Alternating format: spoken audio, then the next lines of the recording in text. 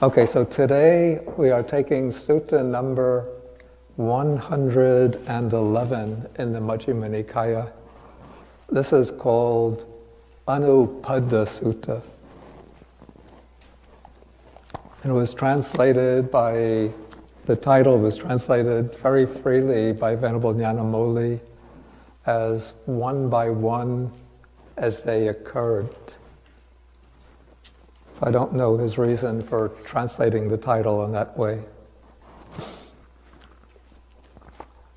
Okay, this is a sutta which I have to say I suspect is a later addition to the Sutta Pitaka. And there are certain reasons for that, for making that assessment. One is that there's no counterpart to the sutta in the Chinese agamas, which usually have translations of almost all the suttas in the Majjhima Nikaya. And there's no other parallel to the sutta in any other collection of literature from the early Buddhist schools. And also the sutta uses some terminology which in Pali seems to be a little bit later from the period of the very early discourses.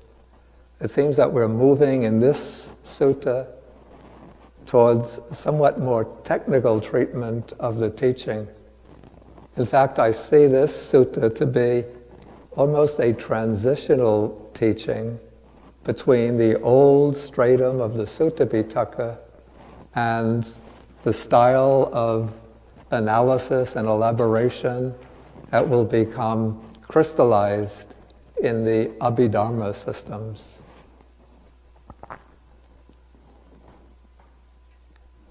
And it's also significant that the sutta centers around praise of Venerable Sāriputta and an explanation of Venerable Sāriputta's path to enlightenment, the way in which he contemplated in order to reach the final realization of the teaching.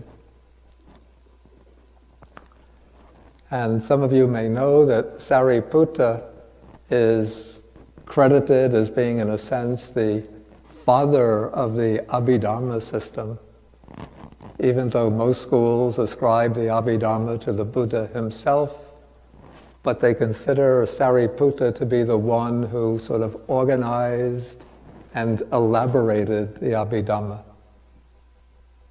And we can see in this sutta some features of analysis that will become even more refined, more elaborate in the Abhidhamma.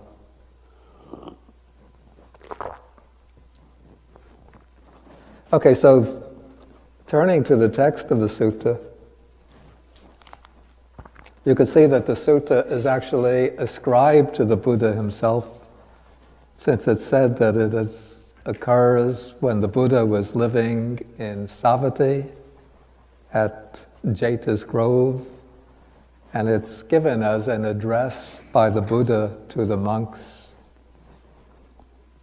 And it begins with the Buddha praising Sāriputta. And so maybe first we should explain, for some people who are fairly new to the Dhamma, who was Venerable Sāriputta. Now, it's said that all of the Buddhas have two chief disciples. And so our Buddha, the Buddha Gautama or Shakyamuni Buddha, also had two chief disciples. And those two chief disciples were Sāriputta and Moggallana. Moggallana specialized in what we would call miraculous powers, supernormal powers, psychic powers, the ability to multiply his body, to travel through space, to dive in water, to pass through walls, to make his body larger, smaller, and so on.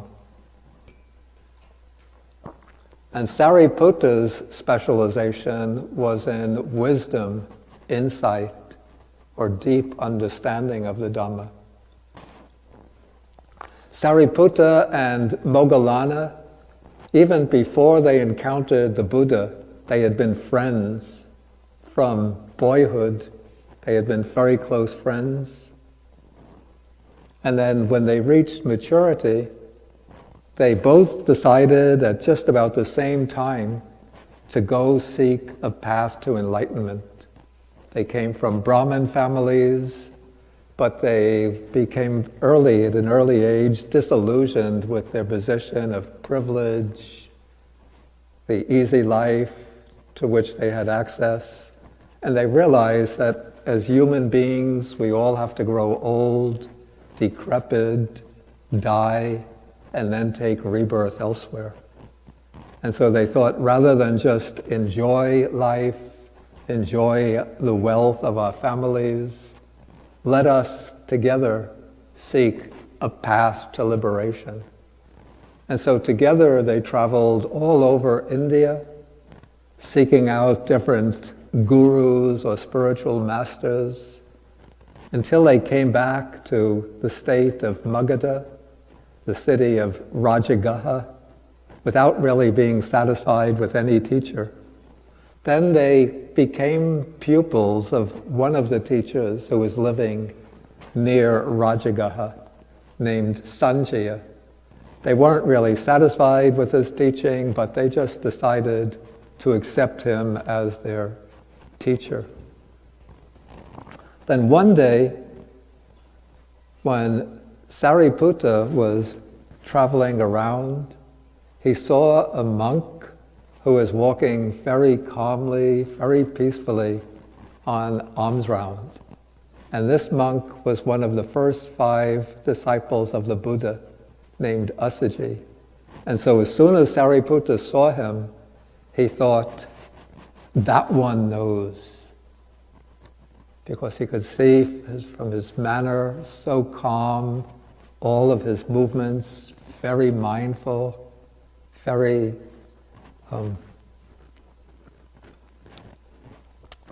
peaceful. He seemed to be fully aware of every step he was taking. So Sāriputta followed him till he saw that this monk, after completing his alms round, went off to take his meal. Sāriputta waited till he finished his meal. Then Sāriputta came up to him and said, "Who are you? Who is your teacher? What is the teaching that you follow?" And then this monk, Assaji, said to Sāriputta, he said, "My name is Assaji, and I'm a disciple of the prince of the Sakyan clan, who left the household life and became enlightened. And so now we call him the Buddha." And Sāriputta said, "What is the Buddha's teaching? What is the essence?" And Assaji said, the monk Assaji said, "I'm just," even though he was a fully enlightened arhat himself, but he said, "I'm just a student of the master. I can't really explain it in great detail." But Sāriputta said, "I don't need details. Just tell me the essence. Express it as clearly and concisely as you can." Then Assaji replied with just a verse of 4 lines. He said, "Whatever things there are that originate from a cause, the enlightened one has explained the cause, and he's also explained what is their cessation. That is the teaching of the great ascetic." And as soon as Sāriputta heard this verse of 4 lines, there arose in him what is called the eye of Dhamma, the vision of the Dhamma. That is, his insight penetrated right through to the ultimate truth of the Buddha's teaching. And he became a stream enterer That is one on the first stage of enlightenment. Then, after reaching the first stage of enlightenment, he went to find his friend Moggallana and told him, I found the path to liberation. And Moggallana said, what is it? Tell me the essence. And Sāriputta told him about this meeting with the monk Assaji. And then Sāriputta repeated the same 4-line verse. And as soon as Moggallana heard the verse, boom, he also reached the first stage of enlightenment. And so then the two of them together, they knew that the Buddha was living in the bamboo grove. So the two of them came to see the Buddha at the bamboo grove. And as they were approaching, the Buddha was giving a discourse to the monks.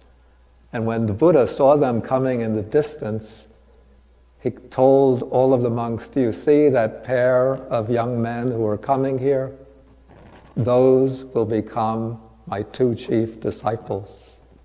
And so the two young seekers came to the Buddha, bowed down to him, and asked to be admitted into the order of monks. And then the Buddha told them, come and live the spiritual life for the full liberation from suffering. And so in this way they were admitted into the order, into the Sangha. Then after their ordination, they received some further instruction from the Buddha. Then the two of them went off to practice in solitude. And Moggallana practiced very diligently for 1 week. And after 1 week, he achieved the final goal, arhatship. But Sāriputta had to practice longer. He had to practice diligently for 2 weeks to reach the final goal. And so maybe the question comes, if Sāriputta is the one who's foremost in wisdom, why did it take him 2 weeks to reach the final goal, where it only took Moggallana 1 week?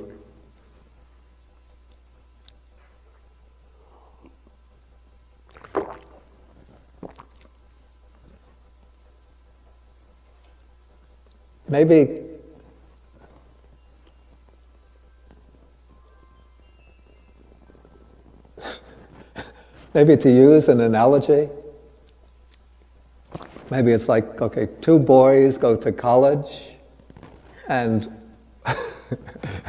one of them is very clear about that he wants to go into business, and so he takes the, a quick course of maybe business management.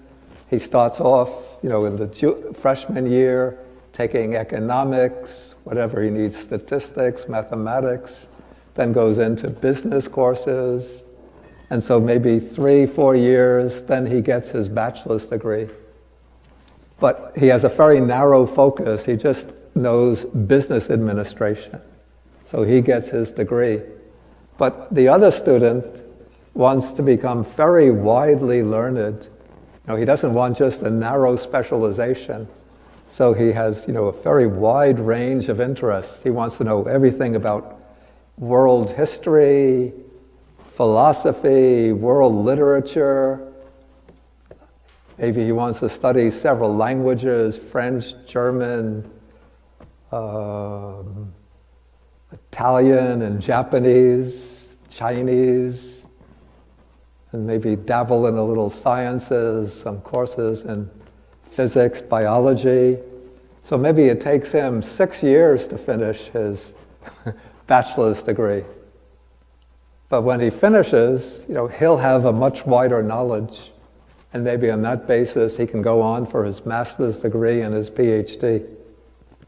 And when he finishes his PhD with such a wide body of learning, he can get a job in McDonald's or Walmart while his friend who gets the business degree becomes a millionaire at the age of 25. I'm only joking. Okay, but it's said that Sāriputta, in order to become the one who's foremost in wisdom, had to explore and investigate a much wider range of phenomena and master many different areas of insight realization.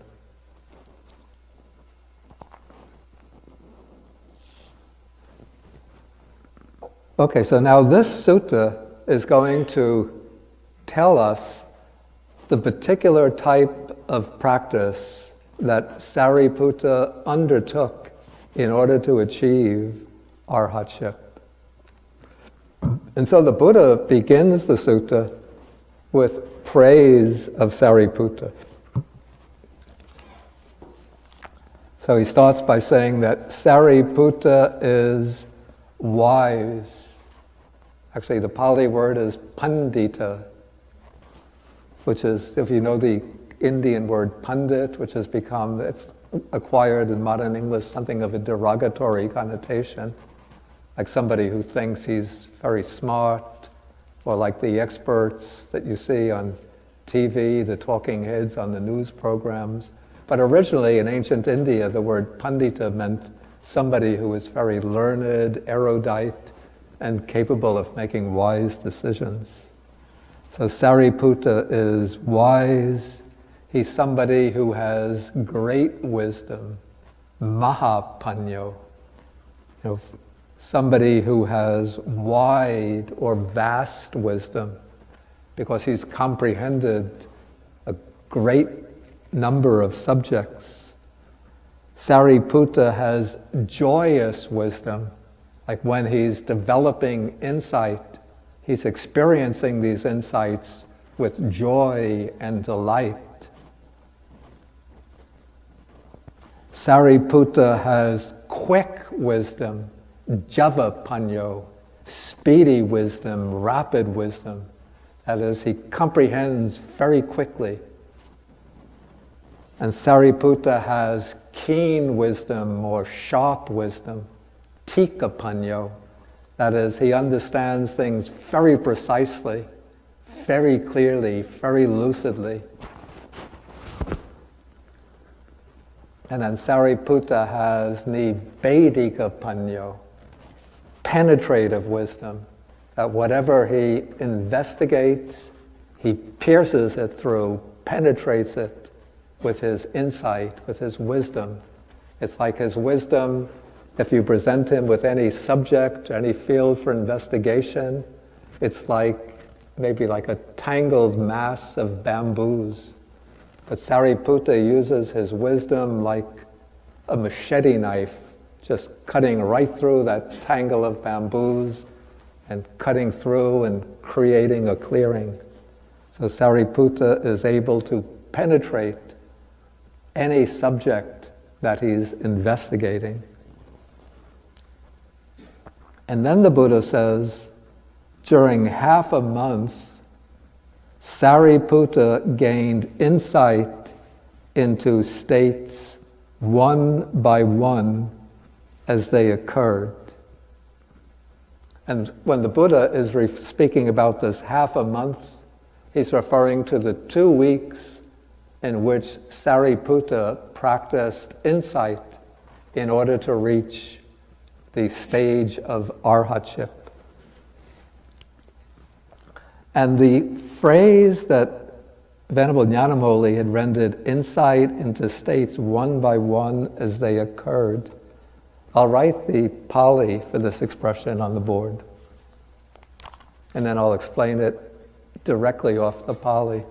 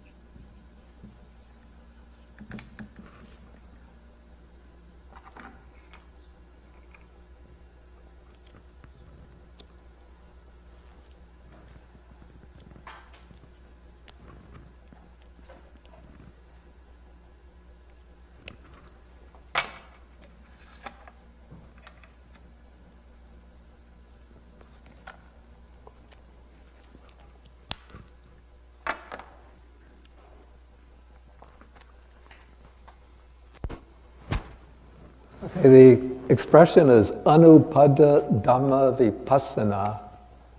Of course, now vipassana means insight.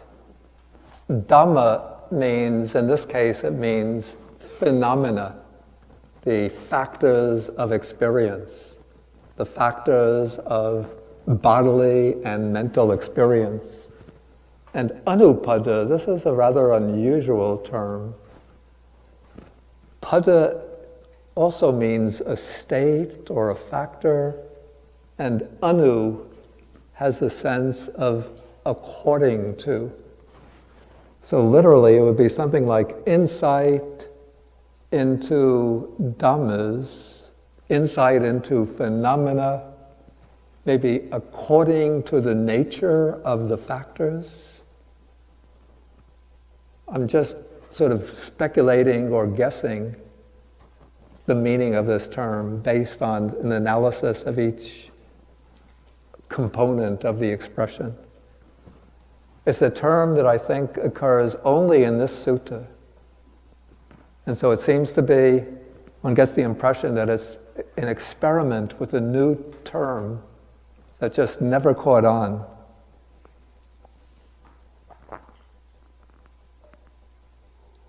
But now the Buddha is going to explain how Sāriputta's insight into states one by one as they occurred.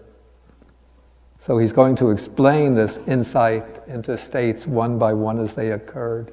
And so from the explanation, we can get some idea of what is meant by this expression. And the basic scheme will be that Sāriputta entered into each of the higher meditative attainments, the 4 jhānas, then the formless attainments, then the 9th attainment, which is called the cessation of feeling and perception. And then he investigated each one in terms of its constituent factors. And so Sāriputta's mode of practice combines the 2 elements of Buddhist meditation, that is, calmness or tranquility, samatha, and insight, vipassana. Or else we can call them combining the 2 components of samadhi, or concentration, and paññā, or wisdom. And so those of you who have been studying Buddhism and practicing for some time, you know that there are 2 sort of wings of Buddhist meditation. So we call these serenity and insight.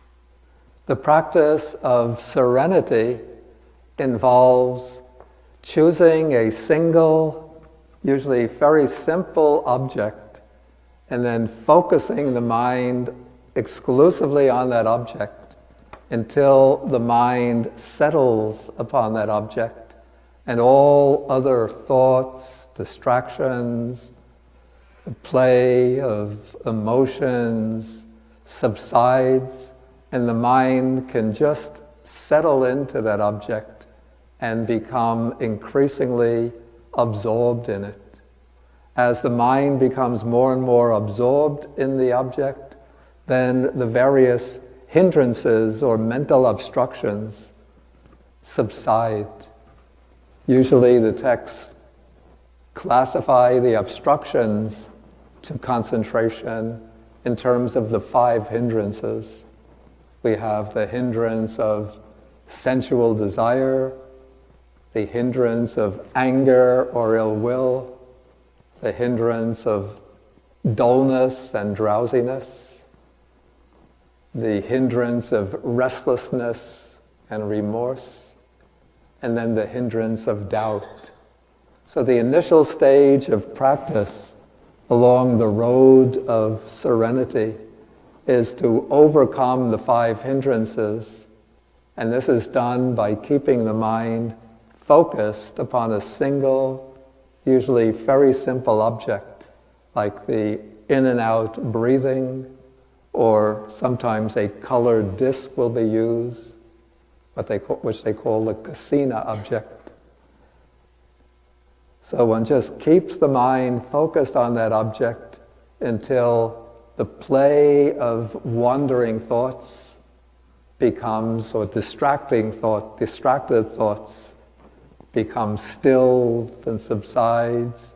But one is still using the factor of thought, which is called vitakka, applied thought, to keep the mind on the object. So if one is doing mindfulness of breathing, one is just aware, breathing in, breathing out, breathing in, breathing out. If one chooses, for example, the blue disc as the object of concentration, one will just be focusing on that disc, blue, blue, blue. Any other thoughts come to the mind, let them go, and just bring the mind back using that function of thought to direct the mind to the object, the in and out breath, the blue disc, or whatever other object one has chosen. Okay, so as one does this, over time, the distracting thoughts subside, and then a particular type of mental image will appear representing the object, and one continues to focus on that image until, at a certain point, the mind becomes completely immersed in that object. And that first stage of a complete immersion in the object, where it seems that even the distinction between mind and object has sort of faded out, this is the first jhāna, the first stage of meditative absorption. And now this stage is not particularly unique to the Buddha's teaching, but in any kind of meditation system, whether coming from other religions or even without any religious basis, where one just focuses upon a single simple object, it's possible for the mind to become so deeply absorbed, deeply focused upon that object, that the mind will move on to a different level of experience, from the level of our ordinary day-to-day sense-based experience to a level of experience where there's just no disturbance at all by any of the distracting thoughts, disturbing emotions. And so many practitioners from other systems take this state to be like a unification with the Absolute, or to be a state of unity with God, or the realization of the ultimate. But what the Buddha teaches, is that this state of mental absorption is just a state of mind, a state of consciousness, which has been brought into being through effort, diligent practice. It's a state of mind that is constructed by volition.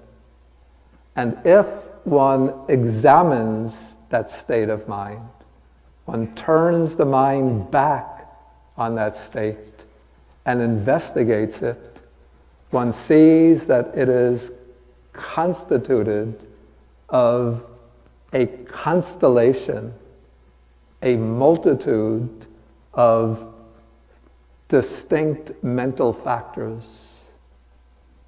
And so this is what Sāriputta did in his practice of the jhāna. That is, he first attained through the practice of samatha, serenity meditation, concentration. Through that practice, he attained the first jhāna, and then he turned the mind back on that jhāna, sort of reflectively examining it. And that marked the beginning of vipassana, of insight, gaining insight into the nature of this experience. Okay, so the text tells us that Sāriputta, quite secluded from sensual pleasures, secluded from unwholesome mental states, entered upon and abided in the first jhāna, which is accompanied by applied and sustained thought with rapture and pleasure born of seclusion. So this describes that state of jhāna itself. And in that state of jhāna, you could see we have 4 factors mentioned in this description. There is the applied thought, that is the vitakka, which directs the mind onto the object. There's something called sustained thought, which keeps the mind anchored on the object, or metaphorically rubbing the object, or which keeps the mind anchored on the object. And then that experience of jhāna is very joyful, ecstatic. So it's said to have rapture, and it's accompanied by a very blissful feeling, very pleasant feeling, which is called sukha, pleasure, or perhaps even better would be bliss, rapture and bliss, born of seclusion. Okay, so that is a description of the jhānic state itself. But now the Buddha is going to go on to explain what Sāriputta did when he attained the jhāna. He says that the states in the first jhāna, I'm going to skip over the states now, we just jump down to these states were defined by him one by one as they occurred. And now, what are the states that Sāriputta saw within the first jhāna? And here we have a listing of the different mental factors that occurred within that experience. First, we have a listing of the 5 primary factors within the jhānic state.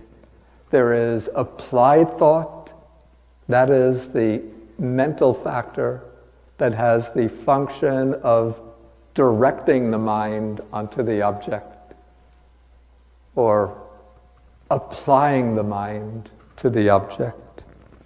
And then we have vichara, translated here as sustained thought, but maybe I would use now examination. That is the factor that is looking at the object or examining the object. Then we have the rapture, because it's a very joyful or ecstatic experience, the pleasure or bliss, and the unification of mind, because the mind is just one-pointedly fixed upon that object. Then Sāriputta examined in more detail, and he saw 5 factors present in that experience. First, there is contact, since within the jhana, what is taking place is a contact between mind and the object.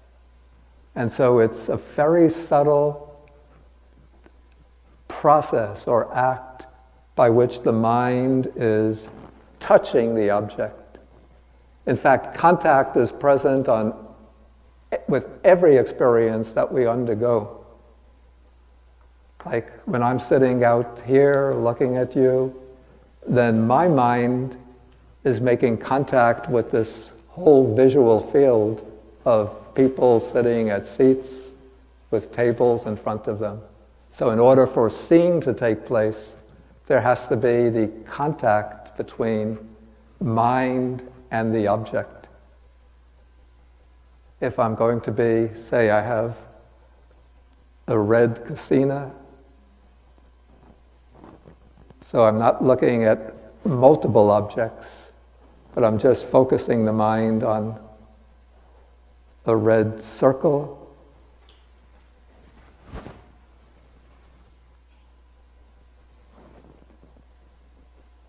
Even to the point where I become fully absorbed in that. But still the mind is touching that red circle. So that mental touching is contact. Then there is a feeling. In this case, it's that blissful feeling or pleasant feeling. There is a perception. One is perceiving the object. If one is looking at, say, a classroom of other people, one is perceiving the classroom. At times, perception will have different focal points. So now I'll be focusing maybe Venerable Sagara Kantu, then I might look out in the back at Kaidi. Katie. I always get Kaidi mixed up.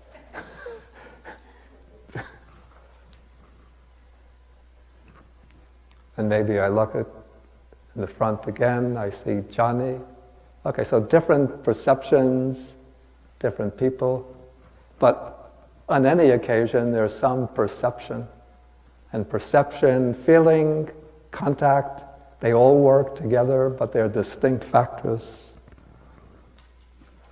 And then there is some volition or intention. So here, on any occasion of experience, there is some volition, some intention. So now, when I'm speaking, every sentence that I say, that I speak, there has to be some intention to speak that sentence. Otherwise, if I let all intentions to speak drop away,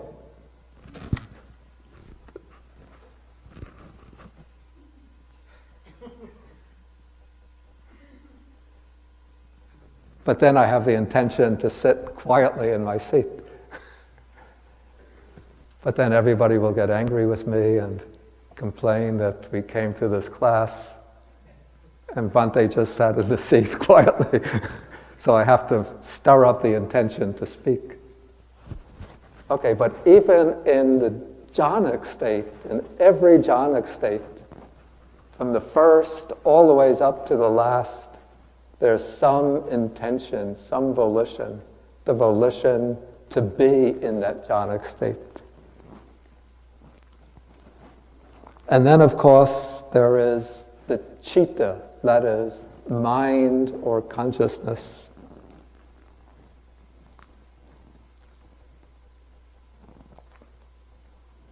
And then there are some other mental factors that are present.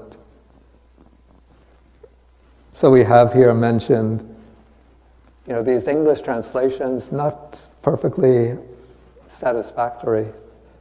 Zeal, or I would render this as chanda, desire, like desire to be in the jhanic state. This is not craving, it's not attachment, but it's just to do any action, one has to have some desire to perform that action. So even to be in the jhanic state, even to higher jhanic states, there has to be some desire to be in that state. So that is what's translated here as zeal. Some decision, adhimokkha, or resolution to be in that state. Then there is energy, which is empowering the state. There is mindfulness, because mindfulness plays an instrumental role through the whole process of meditative development. Then there is equanimity here, which is not the equanimity of neutral feeling, but this is the equanimity of mental balance, because the mind is held, in order to enter the jhana, the mind has to be held in a very balanced state, not too much. The energy shouldn't be tend towards excitation or excitement, nor should the energy be too loose, too slack, but there has to be a balance in the level of energy, a balance in the effort. And so that balance of all of the factors is what is here called equanimity. And then there is attention, that is the factor by which the mind is turned to the object.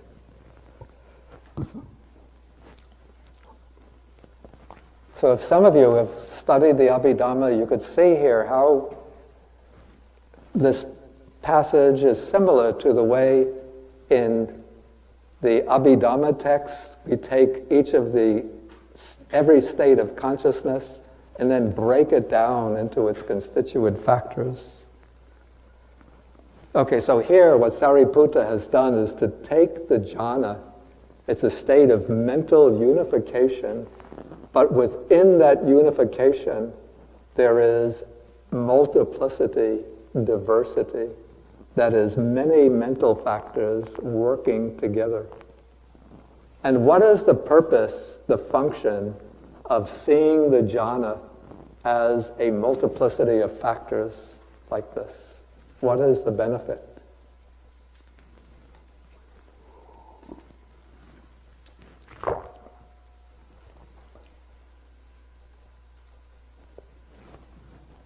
See it as a conditioned state, which is unsatisfactory. Say again? You see it as a conditioned state, which is unsatisfactory. Okay, that's good. One sees it as a conditioned state. Any other aspect? I think it makes one dispassionate about with one's attachment to the self, oneself. Okay, yeah, that's good. I think there are two things that you indicated there. One is that it makes one dispassionate towards the factors themselves, and also it helps to sort of dissolve what you might call identification with that experience as being a self. And so one of the reasons that we grasp the idea of self, or the idea that there's a real I, a truly existing I, or in the Chinese, 我, or 善见, I think it's called, the view of a truly existing self, identity view, is because we don't see, we have this perception of ourself as being a unity, some kind of self-subsistent whole. But when we look at our experience with the eye of wisdom, then we see what is going on at any time that we're aware. Even in our day-to-day life, there's a whole bunch of different factors working together. There's feeling, perception, volition, and consciousness working together. Okay, so that we could see that in our ordinary experience, but also at these very elevated states of experience, the jhanic states, there's also a bundle of factors. And so when we see this experience as a bundle of factors which arise through various conditions, and which just exist together through that experience, then it sort of breaks the self-identification with the experience. Okay, but now Sāriputta continues further with his investigation. He sees these states Anupada Vipassana, Anupada Dhamma Vipassana, that is, he analyzes the experience into a bundle of mental factors, each with its own nature, and he defines them one by one. And then further it said, known to him those states arose, known they were present, known they disappeared. Maybe we should say, to use normal English word order, those states, he knew those states as they arose, he knew them as they were present, he knew them as they disappeared. And then he understood, so indeed these dhammas, these states, these phenomena, not having been before, come into being, and having been, having come into being, they vanish. So what is being indicated here by this passage? Exactly. Where did it come from? You said it? Okay. So this is the insight into impermanence. It's also called sometimes the insight into arising and passing away. Sometimes udayabhaya.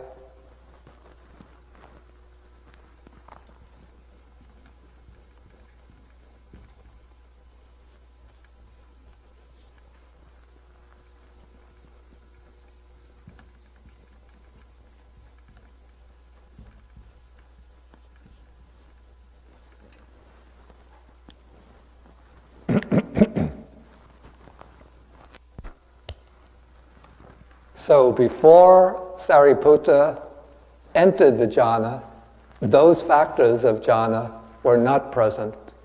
He enters the jhāna, all of those factors come into being. While he's present in the jhāna, those factors continue.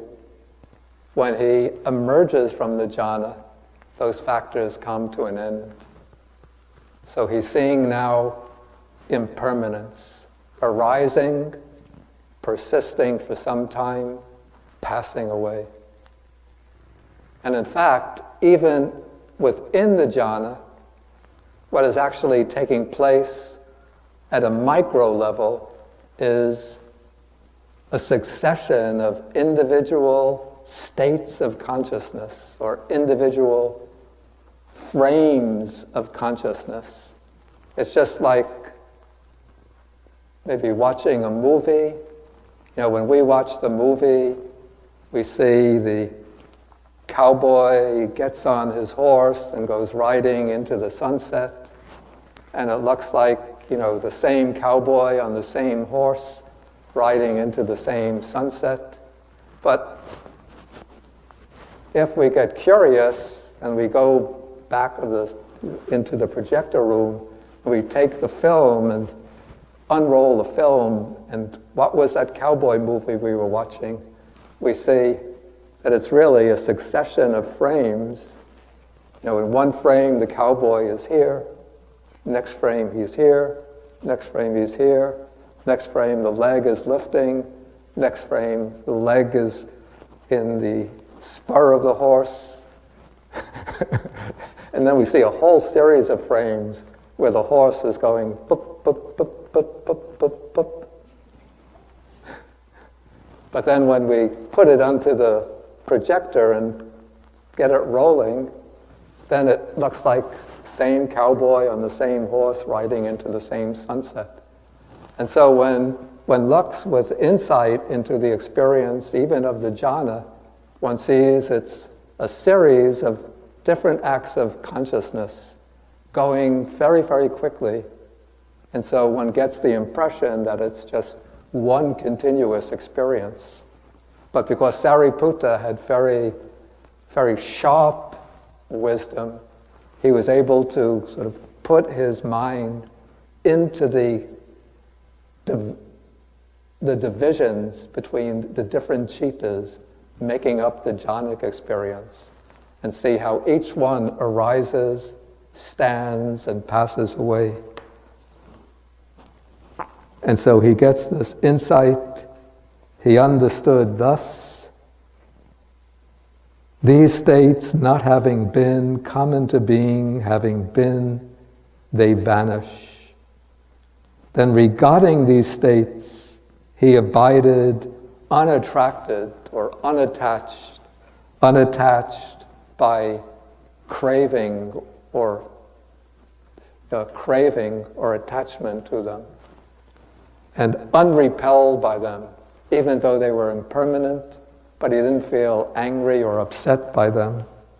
He dwelt independent, detached, free, dissociated, with a mind rid of barriers.